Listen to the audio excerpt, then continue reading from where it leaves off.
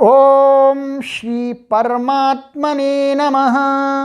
ओम श्री गुरुभ्यो नमः। ओम श्री ऋषिभ्यो नमः।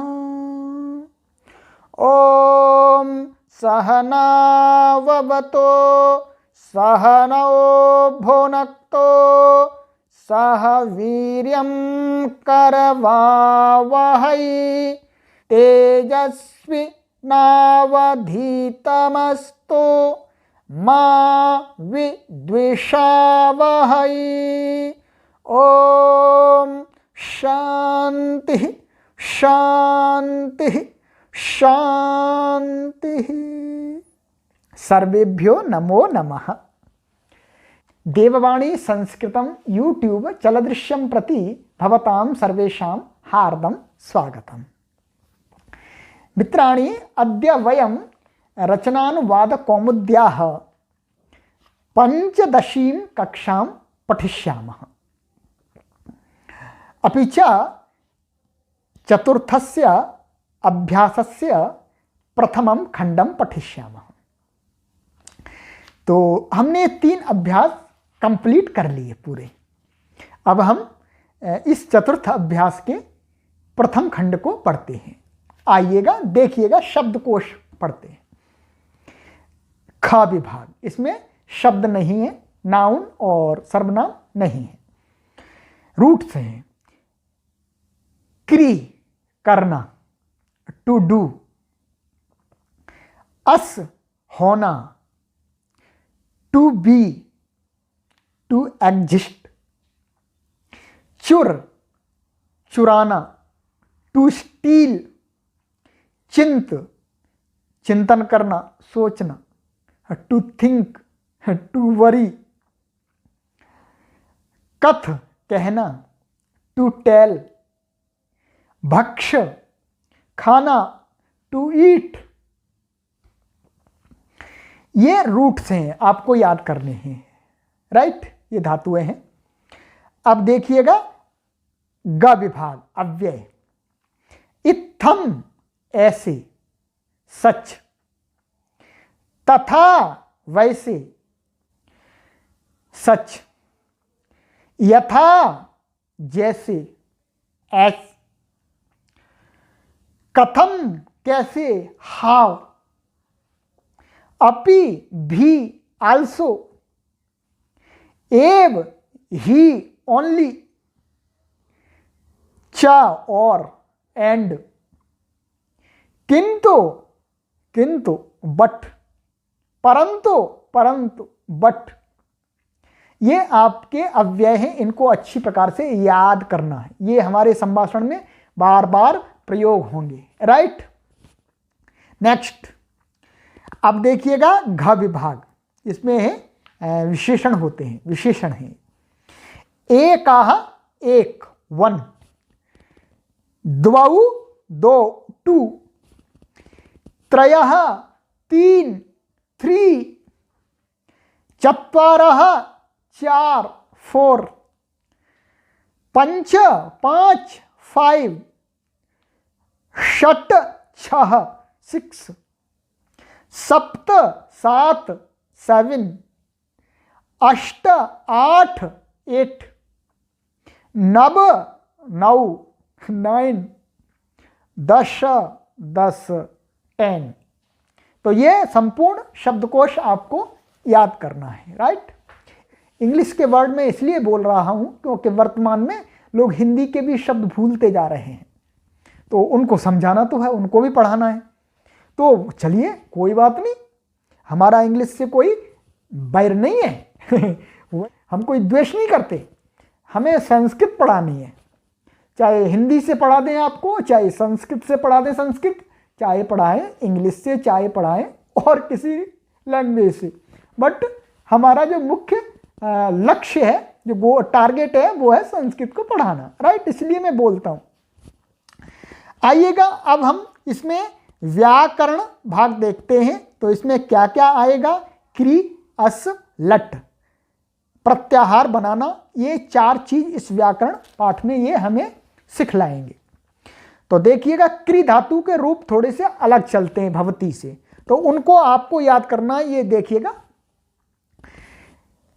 क्री करना लट लकार, करोति कुरुतः कुर्वन्ति, करोषि कुरुथः कुरुथ, करोमि कुर्वः कुर्मः।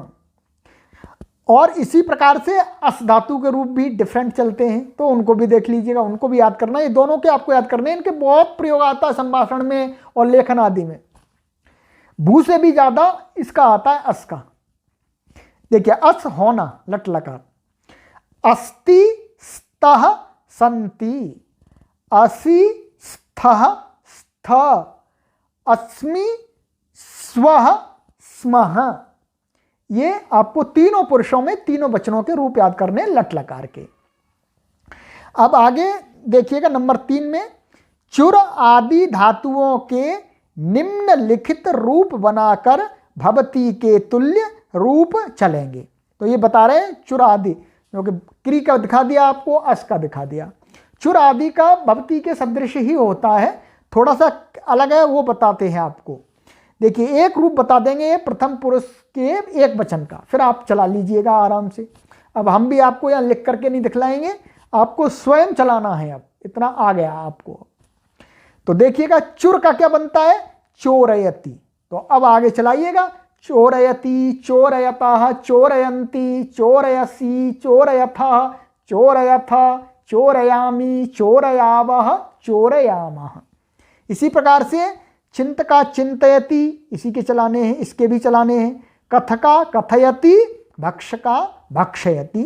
ये आपको रूप चलाने हैं लट लकार के तीनों पुरुषों में तीनों वचनों में।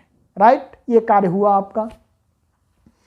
अब आइएगा आप आगे नंबर 4, प्रत्याहार बनाने के लिए इन 14 माहेश्वर सूत्रों को शुद्ध स्मरण कर लें। आगे हमको प्रत्याहार बनाना सीखना है।